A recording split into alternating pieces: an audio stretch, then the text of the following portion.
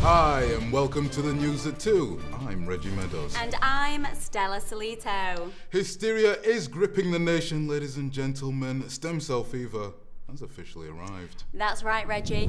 Yesterday's news at 2 brought you the revelations that stem cells are the future of medicine. 24 hours later, and the response has been quite remarkable.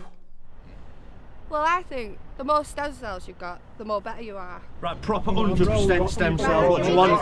Proper mint. What does that one do? Three eyes. Three eyes. Two eyes. Three eyes. Two eyes. What colour? Yo, one green, one blue. One green, one blue. blue. One blue, one blue. I want to get these stems in the reg. Told you got better heads. Girls want my stems. I'm about 3 arms and a leg. People work full-time jobs. Some people sell drugs. Some people like stems. That's us. Whatever. How do you know it works? Steve, turn round. He was bald 5 minutes ago. There you go. Whatever, man. Mate. You've got a camera. Do you want? She's got a camera! Nowhere has gone untouched. But as the nation finally wakes up, there is a growing concern that things may be moving a little too fast. So today we'll be speaking to members of the public and experts to find out exactly what all the fuss is about. But first, let's recap on stem cells.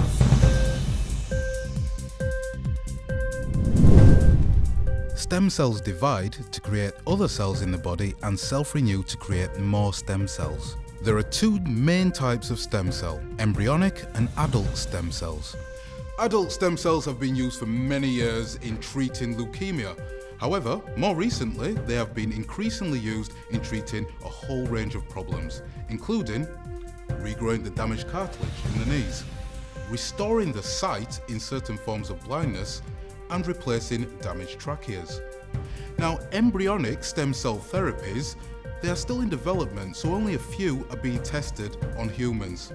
However, the proposal is that in the future, they will be used to treat a whole range of clinical problems, including deafness, baldness, spinal cord injury, and sexual dysfunction.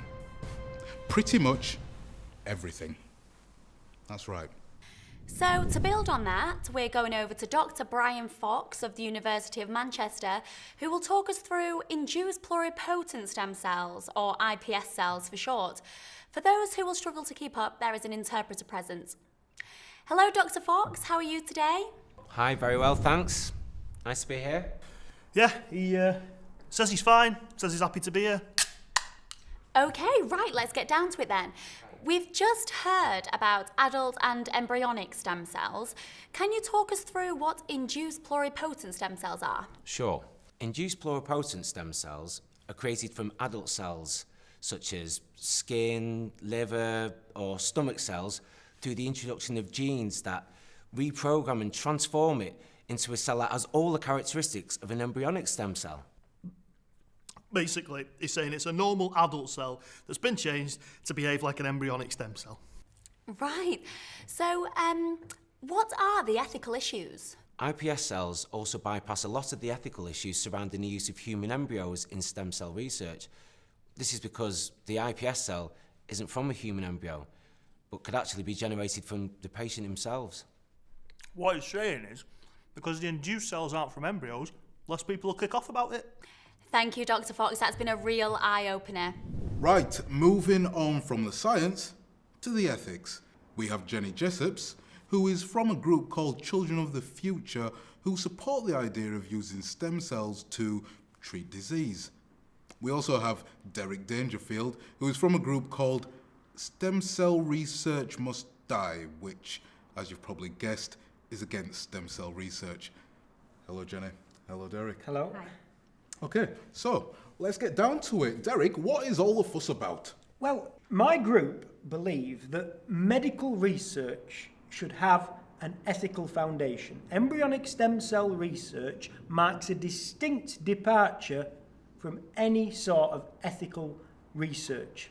My taxes, your taxes, this lady's here taxes are being used to murder embryos, because these embryos could have been born, so it equates to murder. Right, okay, Jenny, how are you going to respond to that? The embryos that we use are spare embryos from IVF treatment. They would have been destroyed anyway, so why shouldn't we then use them to push forward the boundaries of medical exploration? At the moment, we've got embryonic stem cell research. What this is going to lead to is factory farming of babies for spare parts, because that's going to be normalised once stem cell research has been normalised, and that is a very, very scary way to go. Sorry, Derek, I just have to interrupt you there. There are strict rules surrounding the use of embryos that says that farming cannot happen. I'm not sure how someone could take the opinion that preventing diseases from using embryos is wrong, Derek, okay? But I do respect that that's your opinion and that's fine. But I can say that if we don't continue to do so, nobody will benefit from this, nobody. Right, we're going to go back to Stella now for our next item. Thank you very much. Thanks.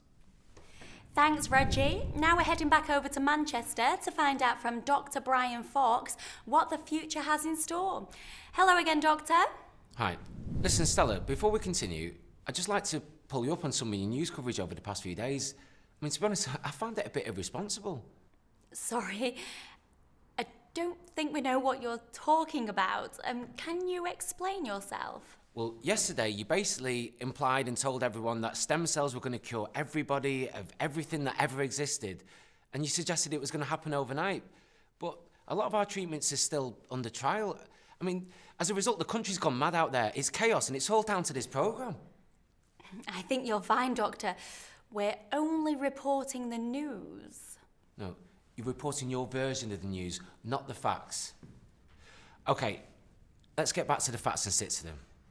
Right, stem cells have a very exciting future. Now, at Manchester, we've made, well, significant breakthroughs in the treatment of diabetes, arthritis, back pain. Go on, Dr. Fawkes. Essentially, whilst we want people to understand how important stem cells can be in their lives, we just want the treatments to be safe. You know, they've just got to be patient and wait for safe and effective treatments to be developed so all mankind can benefit. Stella, there's just no quick fix here. Absolutely amazing. I'm speechless. Ladies and gentlemen, you have heard it here first. Stem cells can save you, your family, they can even save the world, so get involved right now. Whoa, I didn't say that. You people are unbelievable. Well, that's it for the news today. Join us tomorrow at 2 p.m. for our next stem cell update, where we'll be talking to a woman who enjoys eating stem cells each morning on a cornflakes. Oh, it tastes fantastic. That's right. And we'll be speaking to a lecturer who has changed his name by deed poll to Dr. Stem Cell. Oh, no, I don't regret it at all. Of course, I'll be taken seriously. Goodbye. Goodbye.